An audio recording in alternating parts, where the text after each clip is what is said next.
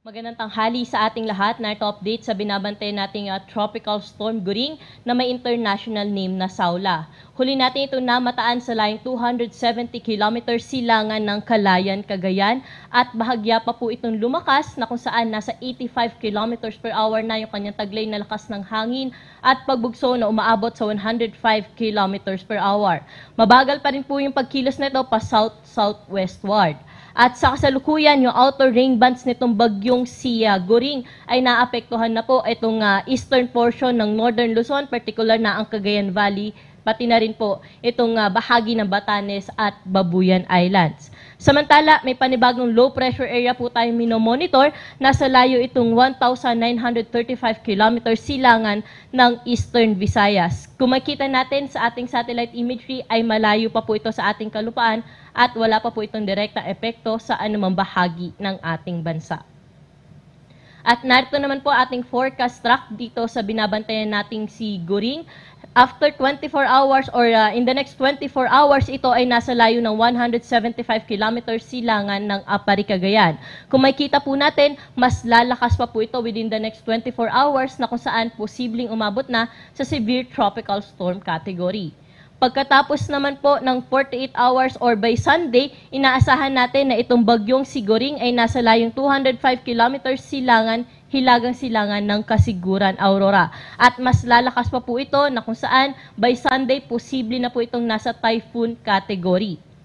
At pagsapit naman po ng Lunes, nasa layo na po itong 340 km silangan, hilagang silangan ng Kasiguran, Aurora at mapapanatili niya po yung kanyang lakas na typhoon. Kung makita po natin sa ating track, no, halos hindi po masyadong kumikilos o mabagal ang pagkilos nitong bagyong si Goring at maglulup or halos paikot lang po ito dito sa may silangang bahagi ng Northern at Central Luzon area. Pagdating po ng Martes, doon pa lang po ito unti-unting bibilis at nasa layo na po itong 320 km silangan ng Calayan, Cagayan. At mapapanatili pa rin po nito ang kanyang kategorya na typhoon. At pagdating po ng Miyerkules, doon pa nga lang po ito bahagya ulit bibilis na kung saan ay approaching or palabas or kikilos na po palayo na ating area of responsibility. By Wednesday, nasa layo na po itong 110 kilometers hilagang silangan ng Itbayat, Batanes. At sa kasalukuyan, nakataas pa rin po ating tropical cyclone wind signal number 1 dito sa may blue areas po sa ating mapa na kung saan ito po yung Batanes, eastern portion ng Babuyan Islands, eastern portion ng mainland Cagayan at sa may eastern portion po ng Isabela. Itong mga areas po na yon na ito ay ang direkta maapektuhan ng rain bands po ng bagyong si Goring na kung saan makakaranas po sila ng malakas na bugso ng hangin at may malakas na bugso ng mga pag-ulan din na kasama. Na kung saan inaasahan nga natin na ngayong araw makakaranas na po ng moderate to heavy na mga pag-ulan itong bahagi ng Batanes, Babuyan Islands at ang northeastern portion ng mainland Cagayan. Samantalang by Saturday po, moderate to heavy na mga pag-ulan din na inaasahan natin sa may eastern portion ng Cagayan at Isabela. Samantalang bukas, posible na po ang heavy to torrential na mga pag-ulan sa may Babuyan Islands, Ilocos Provinces at sa nalalabing bahagi pa ng mainland Cagayan at ng Isabela. Pagdating naman po ng Linggo, Ilocos Provinces, northern portion ng Aurora at sa eastern portion ng Cagayan at Isabela ang makakaranas ng moderate to heavy na mga pag-ulan. Itong mga areas po na ating nabanggit ay pinag-iingat po natin sila at pinaghahanda dahil nga malakas na mga pag-ulan at bugso ng hangin ang dala po nitong bagyong si Goring. Kaya doble ingat po sa ating mga kababayan dyan, lalo na po yung nakatira sa mga low-lying areas at sa bulubunduking lugar.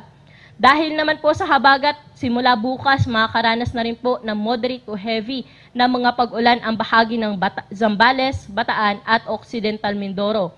Pagdating ng Linggo, mas maraming areas pa po yung makakaranas ng mga pag-ulan dala ng habagat, partikular na itong Zambales, Bataan, Cavite, Batangas, Occidental Mindoro at sa northern portion ng Palawan at ng Antique. Yung mga pag-ulan dala ng habagat ay posible rin po magdulot ng mga pagbaha at mga pagguho ng lupa, kaya dapat din po itong paghandaan na ating mga kababayan, lalo na nga po yung nasa mababang lugar at sa bulubunduking lugar.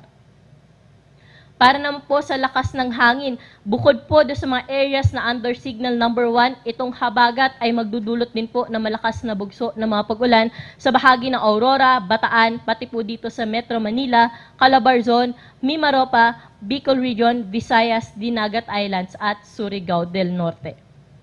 Samantala, dahil po sa bagyong Guring, nakataas po ang gale warning natin sa may baybayin ng Batanes at sa northern coast ng Cagayan kasama ang Babuyan Islands. Kapag may gale warning po tayo ay hindi po natin pinapayagan pumalaot dyan yung ating mga kababayan, mga isda pati na rin yung maliit na sasakyang pandagat dahil sa inaasahan po nating malalaki at matataas na mga pag-alon, posible po umabot sa 4.5 meters ang wave height. Narito nga po yung inaasahan nating magiging track ng bagyong Guring na kung saan nabanggit natin kanina na mabagal po itong kikilos o maglulup lamang po dito sa may silangang bahagi ng Northern at Central Luzon area na kung saan within the next 24 hours, posible na po itong lumakas into a severe tropical storm category at pagdating po ng linggo ay nasa typhoon category na po ito. At dahil nga nasa karagatan pa rin itong bagyong Guring sa kasalukuyan ay hindi po natin nirurule out yung possibility na ito po ay maging isang super typhoon. Kaya sa ating mga kababayan po, patuloy po tayo mag-antabay sa mga update na inilalabas ng Pag-asa na kung saan mamayang alas 5 ng hapon po yung susunod na ating tropical cyclone bulletin.